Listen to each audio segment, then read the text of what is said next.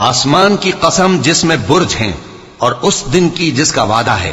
اور حاضر ہونے والے کی اور اس کی جس کے پاس حاضر ہوتے ہیں، کہ خندقوں والے ہلاک کر دیے گئے، یعنی آگ کی خندقیں جس میں ایندھن جھونک رکھا تھا،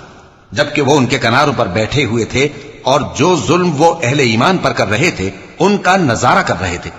اور ان کو مومنوں کی یہی بات بری لگتی تھی کہ وہ اللہ پر ایمان لائے تھے جو غالب ہے، سب خوبیوں والا ہے، جس کی آسمانوں اور زمین میں بادشاہی ہے، اور اللہ ہر چیز سے واقف ہے۔ ان لوگوں نے مومن مردوں اور مومن عورتوں کو تکلیفیں دیں اور توبہ نہ کی، ان کو دوزخ کا اور عذاب بھی ہوگا اور جلنے کا عذاب بھی، اور جو لوگ ایمان لائے اور نیک کام کرتے رہے ان کے لیے باغات ہیں جن کے نیچے نہریں بہ رہی ہیں، یہی بڑی کامیابی ہے۔ بے شک تمہارے پروردگار کی پکڑ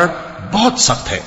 وہی پہلی دفعہ پیدا کرتا ہے اور وہی دوبارہ زندہ کرے گا، اور وہ بخشنے والا ہے، بہت محبت کرنے والا ہے، عرش کا مالک، بڑی شان والا، جو چاہتا ہے سو کر ڈالتا ہے۔ بھلا تم کو لشکروں کا حال معلوم ہوا ہے، یعنی فرعون اور سمود کا؟ اصل بات یہ ہے کہ کافر مستقل جھٹلانے میں لگے ہیں، جبکہ اللہ بھی ان کو ہر طرف سے گھیرے ہوئے ہے۔ یہ کوئی معمولی کلام نہیں،